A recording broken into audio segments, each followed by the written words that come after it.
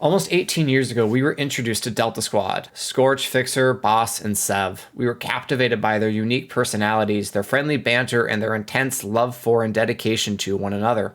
Nothing like a little back down. Sev, hey, I thought you were invincible. Roll 39.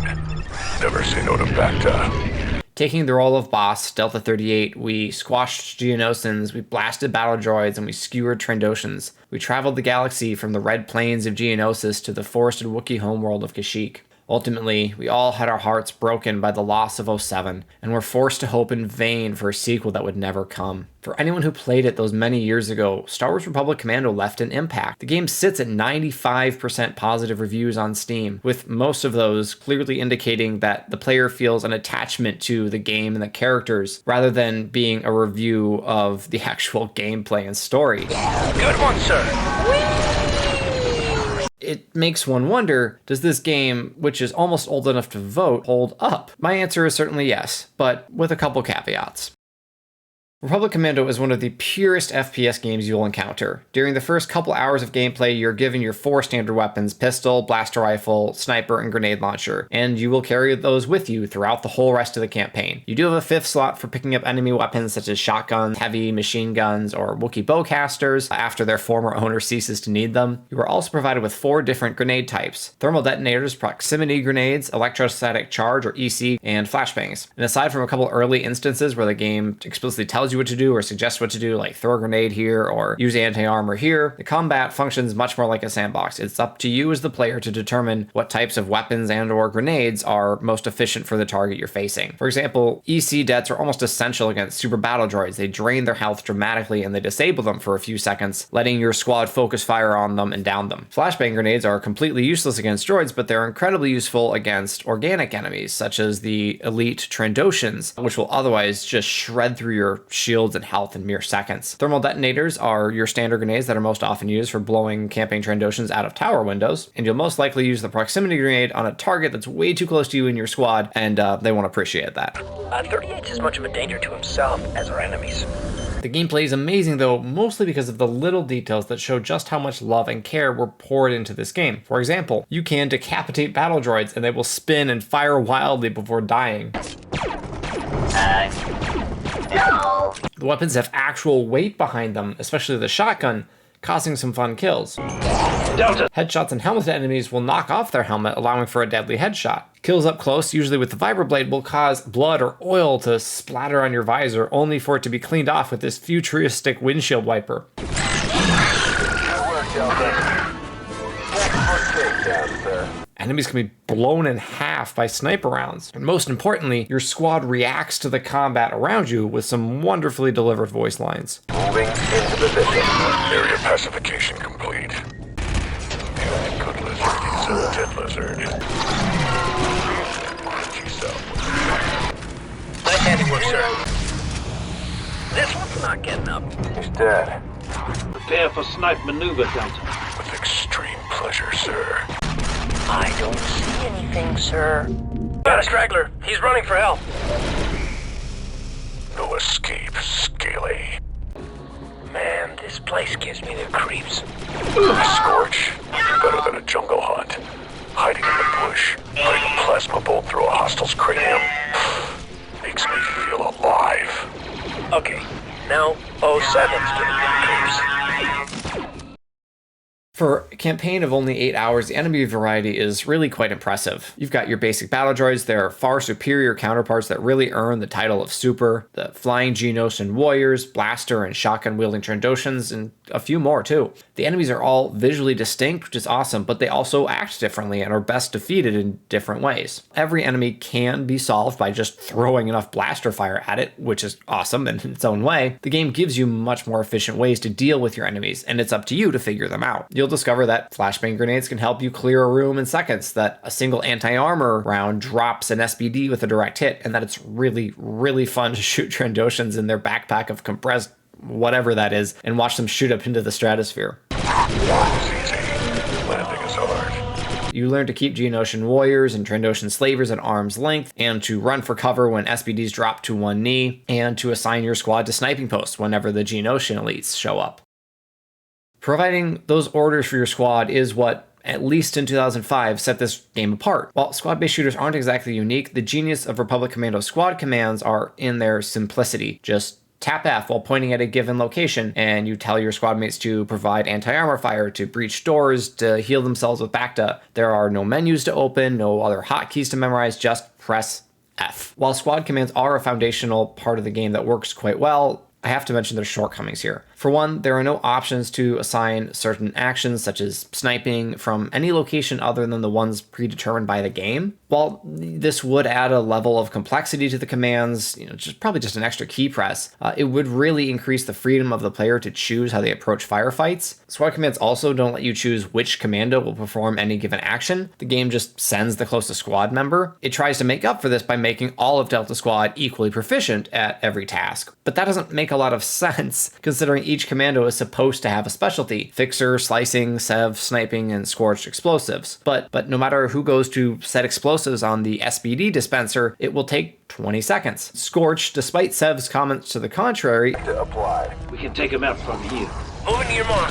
We gotta rely on his sniping. is just as deadly a marksman as his supposedly specialized brother. This is really a missed opportunity for the game, and one I think probably would have been fixed had this game had the resources of a studio 10 years later. Scorch should set explosives faster and do more damage from a grenadier position. 40 should be more efficient at slicing terminals, and of course, Sev should be more effective from a sniper perch than the others. In reality, they're all just ridiculous marksmen who basically only miss their target if it was killed by another sniper just milliseconds before they pulled the trigger. I'm sure coding AI that misses X% of the time is far more difficult than I can imagine, but it would have been nice if only Sev was this truly lethal sniper while the others were merely excellent. All told, though, the squad commands haven't really gotten less fun over time. Every firing position has its uses, and it's up to the player as boss to decide what is best. Ultimately, as long as you can stay alive and revive your squad, they will win the day. It's more a matter of what is quickest and what looks the coolest, rather than life or death choices. Sometimes the game doesn't really present you with options, though, just a bunch of sniper positions, and of course you use those. You'd be stupid not to. But you can still mark priority targets for your squad to take down first. Other times you will have to decide whether grenades or anti-armor will work best, or if you want to slice the terminal or cover a teammate as he does it. Again, it doesn't usually spell victory or defeat if you make either choice, but freedom for freedom's sake, giving the player this ability to tell their own story by the actions they take and the orders they give, that's a big part of what makes this game special. That was true in 2005, and I think it holds true today.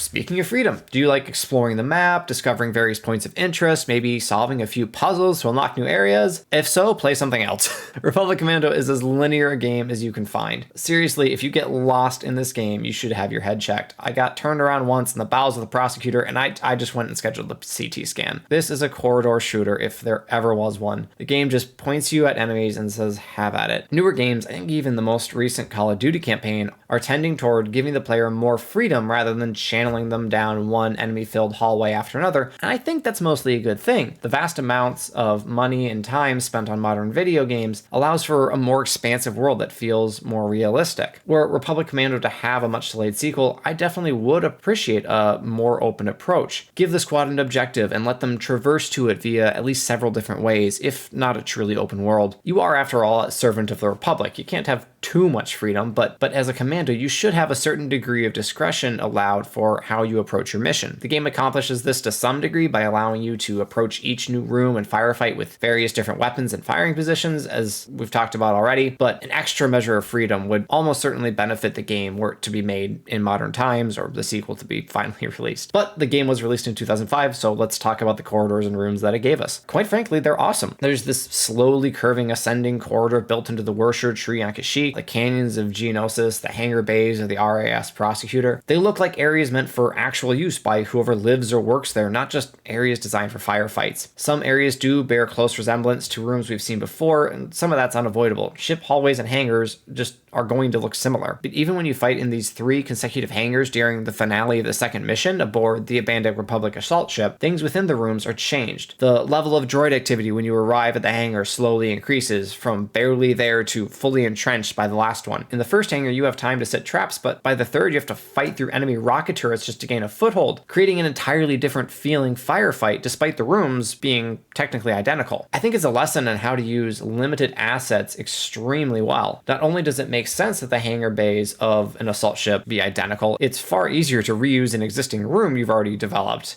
than to create an entirely new one. The developers came up with these simple yet highly effective ways to make the experience of fighting through these rooms new each time. And the beauty of the linear campaign is that it allows the developers to design these beautifully orchestrated set pieces at any stage of the game. This corridor fight in between the hangars on the Prosecutor with super battle droids pouring through the door at the other end just sets the stage perfectly for the final battle. Aboard the Imperial core ship in Geonosis, Delta Squad splits up to accomplish various sabotage tasks, leaving you to slowly creep through the racks of dormant super battle droids, careful not to bump into them and put yourself into an outnumbered fight against opponents with superior health and firepower. Alone against all these droids?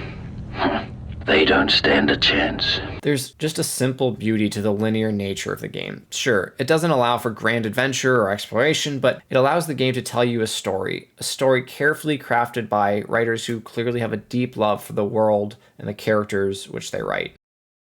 So, what is the story, the overarching narrative of Republic Commando? Quite frankly, there really isn't one. The 3 missions that comprise the campaign are separate events, only really connected because they're undertaken by the same squad. The story is simply about a squad of elite commandos taking on dangerous assignments from the Republic. Each mission itself tells a small story about a small piece in the Great Clone Wars. There are no real shocking twists, at least not till the end, and really little, if any, character development. It's not a story written to impress the player with its plot. No, the real story is the characters. We may not really see Delta Squad grow and change. They've been together their entire lives. Their relationships aren't really going to evolve, but we do get to see them interact, listen to them chat and banter with each other, and yeah, even make fun of their commander when he screws up. Got it, sir. Only approach the point when launched.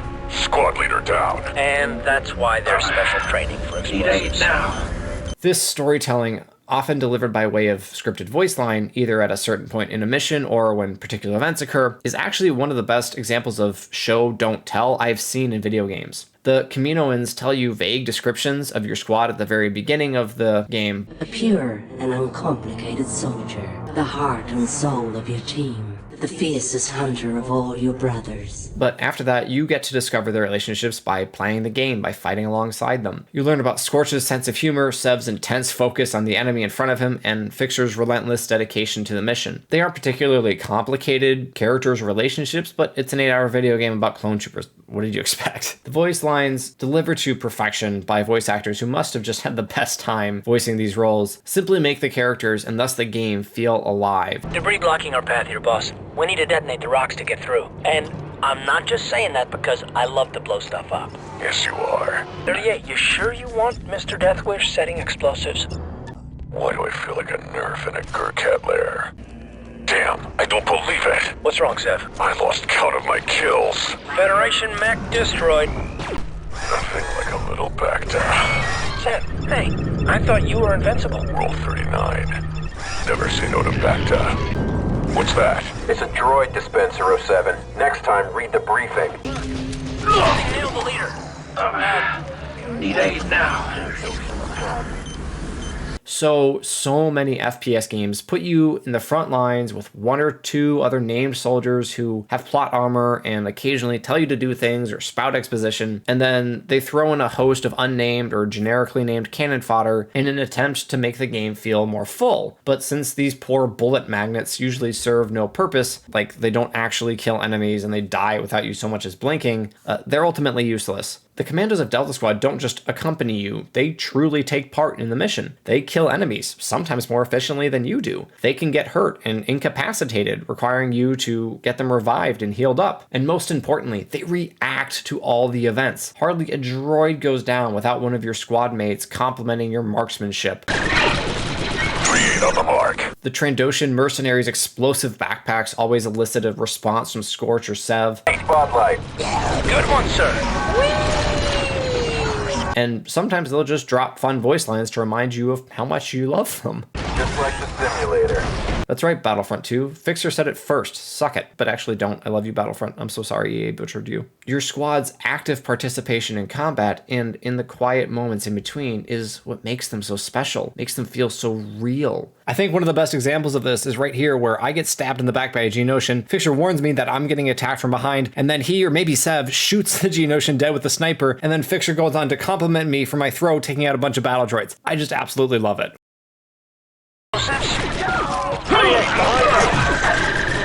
Good one, sir. The developers really caught lightning in a bottle here. They found a simple yet effective way to make the player truly care about the NPCs. Make them human. Don't handicap them, empower them. Sometimes as the player, you can actually take a back seat and let your squad do that heavy lifting, and that's awesome. Alright, that's been a lot of the good, but as I mentioned, the game came out in 2005 and it does show its age in a few areas. The most obvious one is the graphics. I tend to give older games a pass on the graphics, mostly since after a little bit you get so used to the look of the game that it just becomes the game's art style rather than old looking graphics. It'd be one thing if it was all pixelated, but it's not. The game looks quite good, really. Being able to run it in 1440p on my computer required changing an INI file, but the upscaling didn't mess with the look of the game at all. Sure, it doesn't look as fantastically realistic as the newer DICE games, nor does it sound as impressive.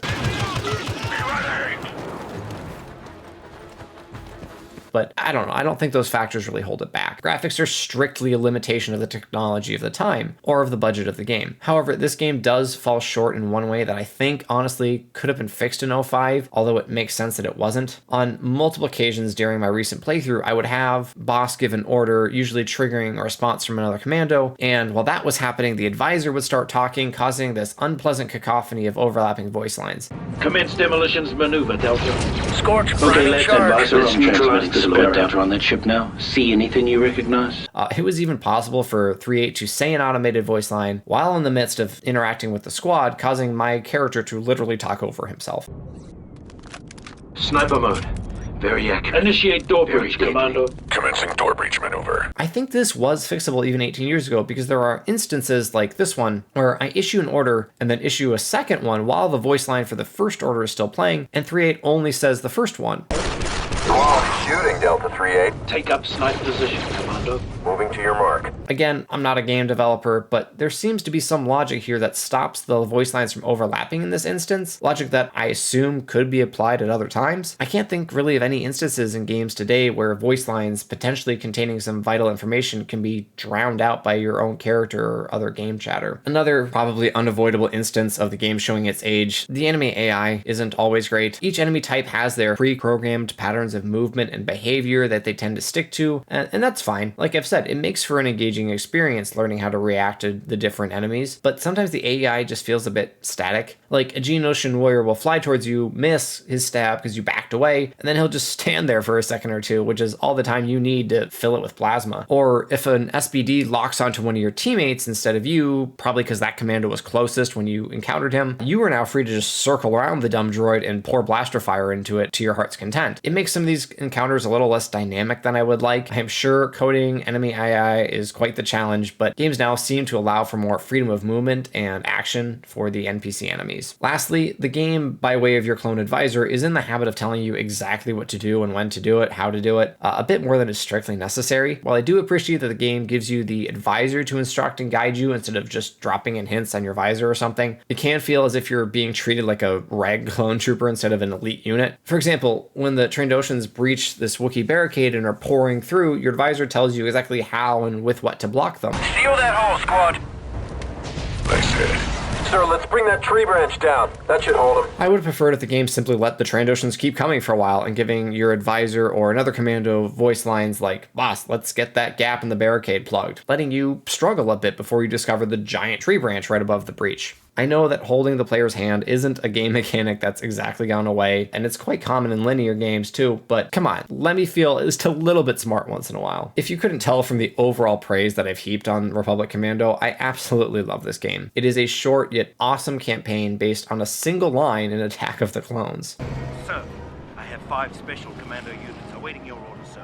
The variety of weapons, grenades, and enemies makes for an experience that doesn't outstay its welcome. Being able to lead your own commando squad, you feel like a true elite soldier of the Republic. It is your orders and your squad's execution of those orders that wins the day. The levels are tight, compact, filled with enemies from beginning to end, but not forcing you to move on when you need the time to regroup, heal, and rearm. There are enough unique rooms, areas, and corridors to make each new area feel unique and interesting, even though the game features no exploration. The small-scale nature of the plot serves the game really well. This is not a grand story, but a story about 4 brothers fighting some of the toughest battles the war has to offer. Through it all, they never waver in their dedication to each other and their ability to wisecrack or verbally jab at each other. Well, the garden's got a pest problem.